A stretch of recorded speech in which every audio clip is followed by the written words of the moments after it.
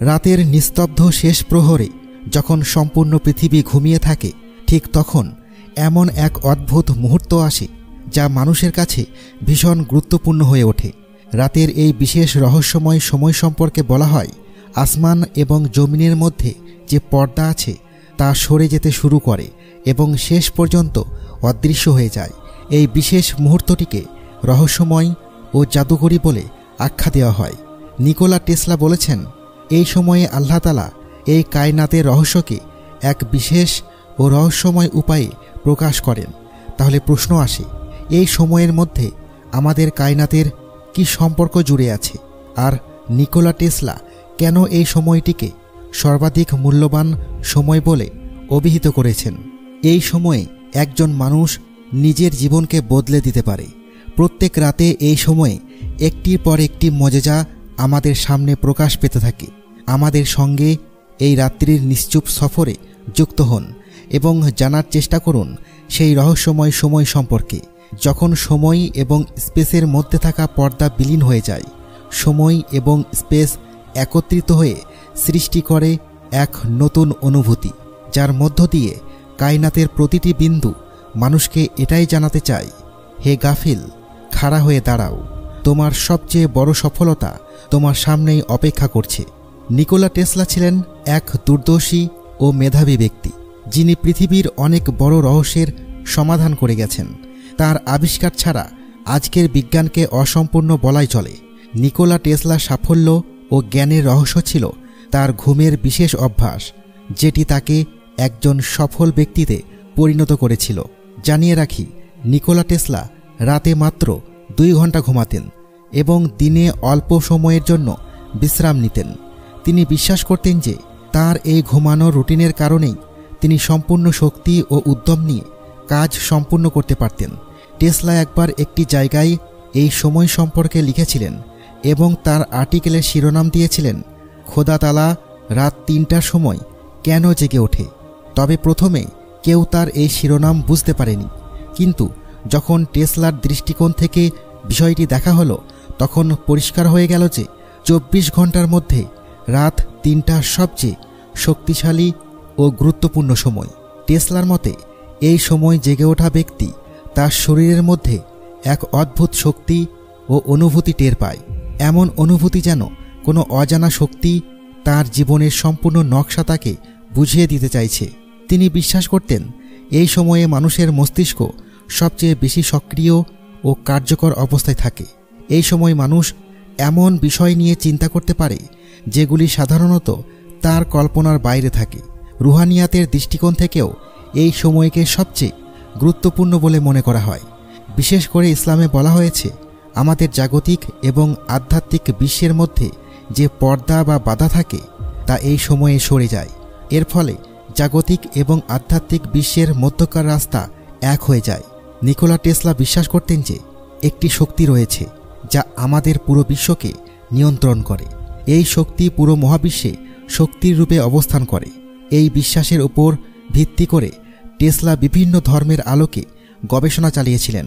তার মতে, যে মাযহাবে অদৃশ্য শক্তি অর্থাৎ আল্লাহ তাআলার উদাহরণ সবচেয়ে মজবুত এবং বাস্তবিকভাবে উপস্থাপনা করা হয়েছে তা হল ইসলাম। কুরআন এবং হাদিসের বিভিন্ন জায়গায় উল্লেখ আছে, ভোরের দিকে অর্থাৎ রাত 3টার সময় এই সময়টি সবচেয়ে গুরুত্বপূর্ণ।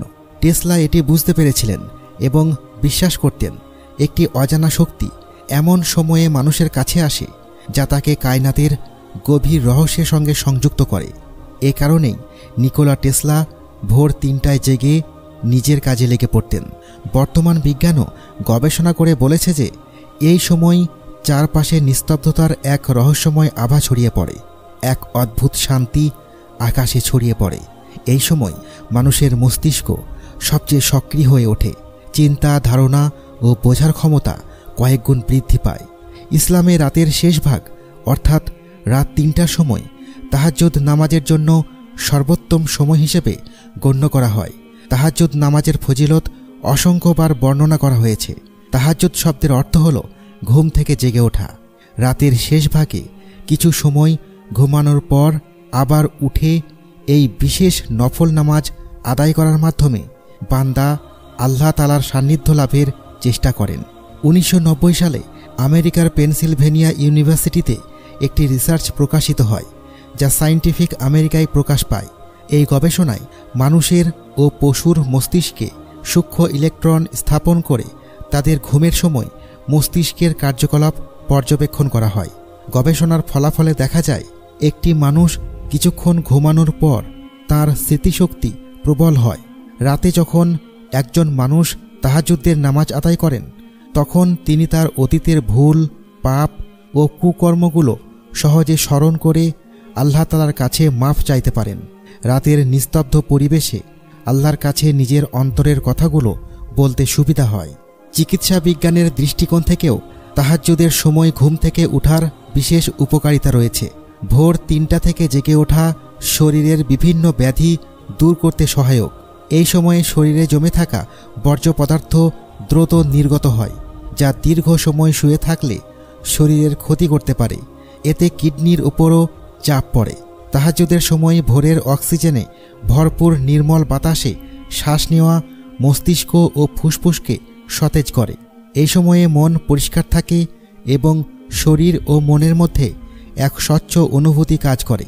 সুতরাং তাহাজ্জুদ নামাজ শুধু আধ্যাত্মিক উন্নতির জন্য নয়, মানবদেহের শারীরিক ও মানসিক কল্যাণেও বিশেষ ভূমিকা রাখে। একটি হাদিসে উল্লেখ রয়েছে, প্রতি রাতের শেষ প্রহরে আল্লাহ তাআলা আমাদের নিকটতম আসমানে নেমে আসেন এবং ঘোষণা করেন, কেউ কি আছো আমার কাছে দোয়া করার জন্য? আমি তার দোয়া কবুল করব। এটি সেই অজানা শক্তিরই ইঙ্গিত যার কথা নিকোলা টেসলা তার গবেষণায় বলেছিলেন। এই সময়টি একজন মানুষের জীবনের জন্য অত্যন্ত গুরুত্বপূর্ণ। রাসূলুল্লাহ সাল্লাল্লাহু আলাইহি ওয়াসাল্লাম তাহাজ্জুদের জন্য ঘুম থেকে জেগে উঠতেন। তিনি ঘর থেকে বাইরে এসে আকাশের দিকে তাকিয়ে সূরা আল ইমরানের শেষ আয়াতগুলো তেলাওয়াত করতেন। এরপর ওযু করে তাহাজ্জুদ নামাজ আদায় করতেন। আল্লাহ তাআলা কোরআনুল কারিমে সূরা আল ইমরানের 190 এবং 191 নম্বর আয়াতে ইরশাদ করেছেন, নিশ্চয় আসমান ও জমিনের সৃষ্টিতে এবং দিন রাতের আবর্তনে জ্ঞানবানদের জন্য বহু নিদর্শন রয়েছে।